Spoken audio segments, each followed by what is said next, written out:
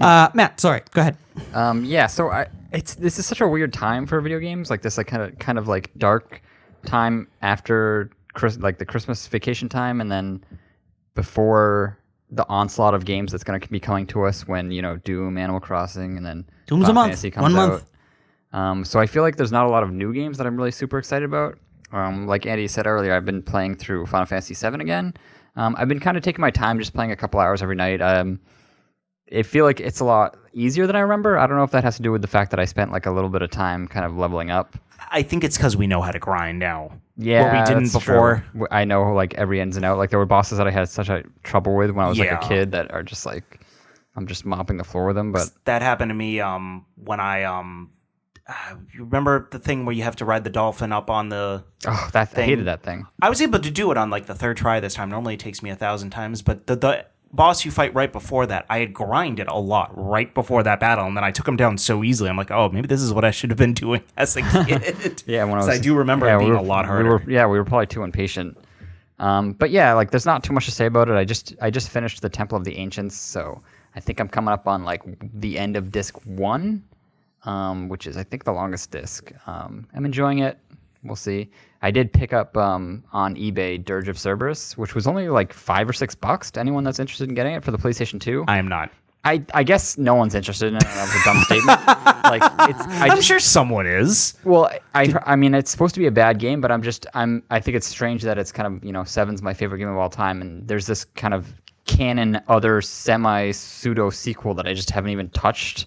So I feel like I owe it to them to like at least learn what that is about. I'm pretty sure I watched my friend, because my friend Dylan, FF7 was his favorite game as well, and I would watch him play, and it really just didn't have anything to do with anything about Final Fantasy VII, so I just never... That's weird. I never revisited it. It takes place after 7. Well, if you have it, I might want to like either watch you play or borrow it and try it for myself, but also I don't think I was... Because I never owned the game. I was never able to beat Crisis Core. Oh, that's actually a really like an underrated, really fun game. But it was never ported to anywhere. Yeah, you got to play it on the PSP, which is obnoxious. I do. Oh, I might want to play that. I have the. Sure. Somebody traded in the special edition version, the one that came with the special edition Crisis Core Vita, which was like the gray special edition. So the cover. You made a Crisis Core Vita? I mean, not Vita, PSP. I'm sorry. Oh, okay. PSP. I was confused. And it has like a silver like cover, and I was like, oh my god, I'm picking this up. Yeah, I'm gonna try to play through 7, Dirge of Cerberus, and Crisis Core all before Final Fantasy VII Remake comes out. But yeah, you're welcome to play it too. Yeah, it was a lot of fun. So yeah, I'm playing through that. Another thing I was trying as I'm playing through it again, we had talked about this off the podcast, is how, I usually stuck to Barrett and Sid as kind of my favorite. So kind of every time I played, I'd try to do something different, and then I'd just kind of funnel back into just playing as my favorite characters. So I've been trying to switch it up. And I was playing as Vincent because like, all right, well, that's the game I'm going to play. I should at least get some levels on him. I want to get their kind of max level limit breaks, which to get you have to, kill a lot of guys with them and then level them up and things like that. And I remembered how much I hated Vincent. He's a cool character in game, but so his limit break, to anyone, I don't know if anyone actually hasn't played Final Fantasy VII game, but after you take a certain amount of damage, you get like a special, more powerful move that you can use. So it'll typically happen during bosses or, every few normal matches that you have against just like common enemies. And his will just like turn you into a beast, like you transform, which is kind of cool, but you lose complete control of the character.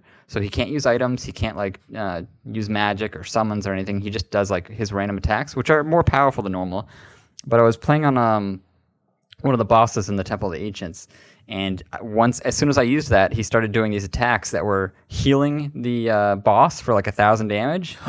Yeah, because they were like fire attacks. Oh no! You should have just attacked Vincent and killed him and stopped him from. That's what I had to eventually do. Okay. I had to kill Vincent to stop him from healing the boss I was fighting. That's horrible. It's like I can't believe they made it so that you are using elemental magic that they can be healed by. So it was like, oh, of course, this is one of the many reasons I hate this guy. Note to self: don't use Vincent in the Temple of the Ancients. Yeah, I guess don't use him on bosses. Don't use him on any fire guys. I mean, I used to use him constantly just because he looked cool. He does look cool, and I'm sure it's fun most of the time. It's just that like one specific scenario where you can't really control what he does, and if he starts healing the bosses because of the magic he's using, you kind of crap out of luck. That's why I love the action figure I have of Cloud. It's the Cloud version from Kingdom Hearts, and he's wearing, for some reason, Vincent's clothing. Did they ever explain that in Kingdom Hearts? No. No, I didn't even realize it was Vincent's clothing. I just thought it looked cool. Is he in Kingdom Hearts, Vincent? No.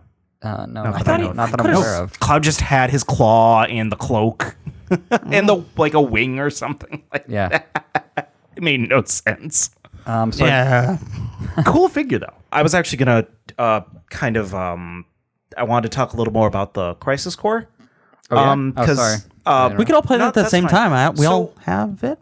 No, I don't have it. I would have to borrow Matt's. So I had a PSP at one time. I actually got the Dissidia bundle for the PSP when it came out. That was towards the end of the life of the PSP.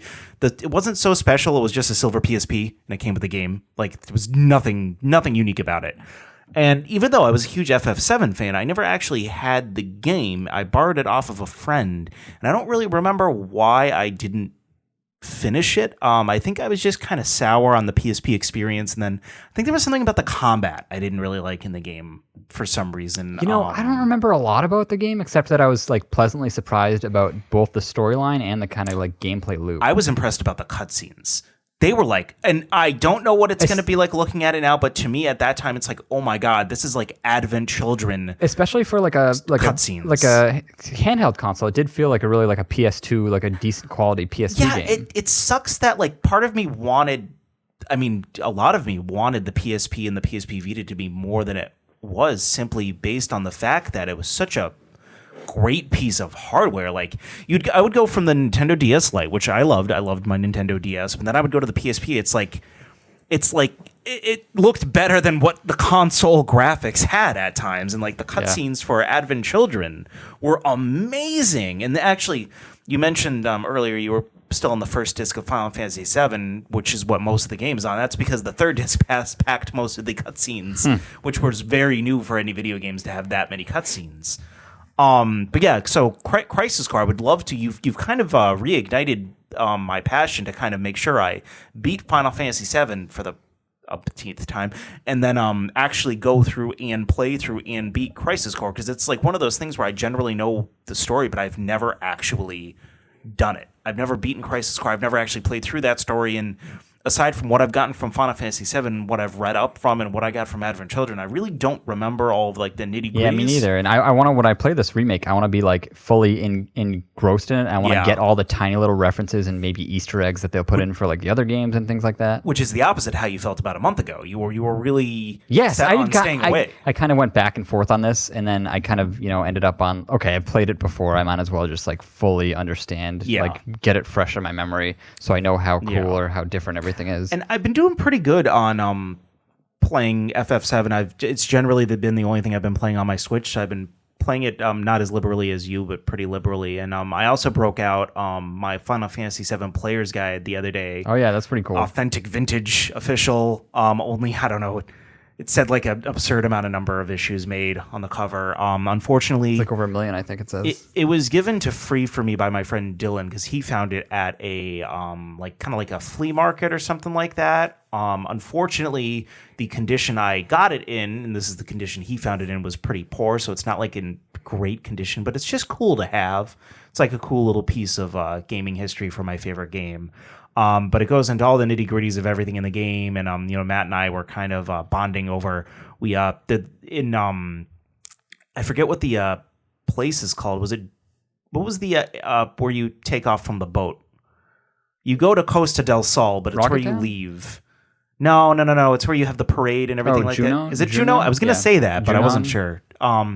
So there in that area, it's a military base for the Shinra Corporation. You can find these two dolls. It's 1/35th scale dolls, and I remember Matt had said it's a 1 in 135 scale doll. And as a child growing up, I thought that meant there was 34 others that I could get. It was 1 out of 35 dolls you could collect, but you can never find any other. It's just those two. So that was pretty cool. Yeah, they don't really have any point to them. It's just a doll. Can you sell them? They worth anything? I don't know. I bet you can. I'm not sure. There's got to be something because there's. I imagine they probably did have like plans for like a mini game, and they just kind of scrapped it or something. There was a lot of little Easter eggs in the game, like you could use transform on a few enemies, and it turns into secret items, and you bring them to this guy, and the guy gives you something special, and then it allows you to like talk to Aerith at the church. Where you see her ghost, but it's like this like game breaking glitch or something like that. I'll try to remember to link it in the description of the podcast if I can find the video that I saw that about, because that's really cool.